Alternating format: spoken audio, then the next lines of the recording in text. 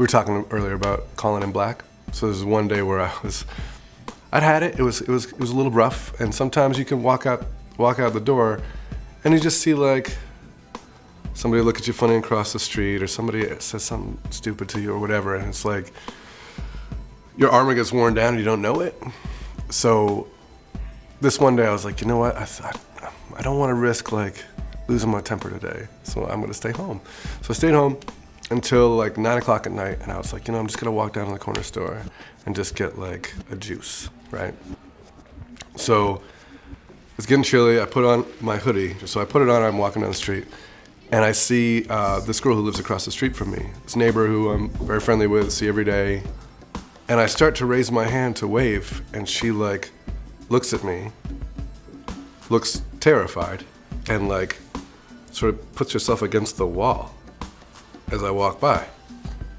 And I don't know what that is, but my initial reaction is always to say, wow, did I say something? What did I do? But instinctively, I do know what this is. She's scared of a big black guy in a hoodie. I see her the next day, and she comes out the door, and I wave. She's like, hey, I haven't seen you in a long time. And I'm like, oh, it was really that. Like, you really didn't. And I don't look any different in the day than I do at night. And there were lights, you know, it wasn't like an alley. And the hard part of that is that, like, you want to get mad. And you shouldn't be denied your anger, you know? People shouldn't be denied that. But everything in the world tells this girl to be scared of me. Every other thing in her life tells her to be scared of me. Scared of men, scared of big men, scared of black men. How do I get mad at her? I can't, you know? It's like, you can't because she's a product of her environment the same as anybody is. And so what do you do with it? What do you do with it?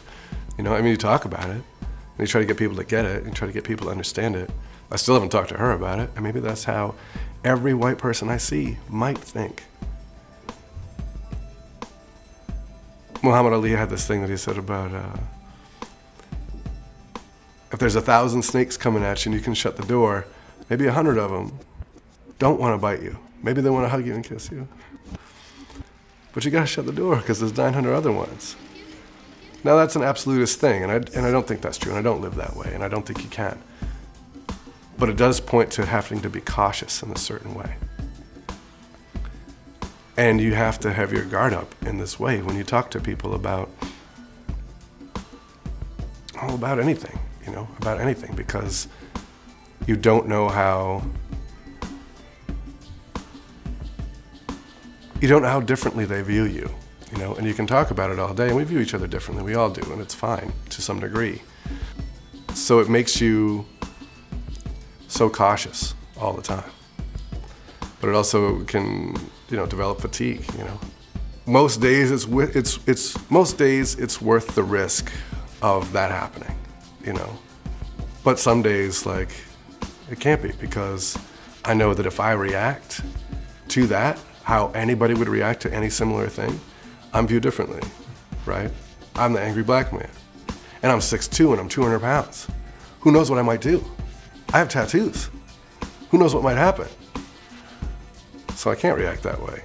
So I'm very lucky to be in a position in which I don't have to leave the house every day for my own health.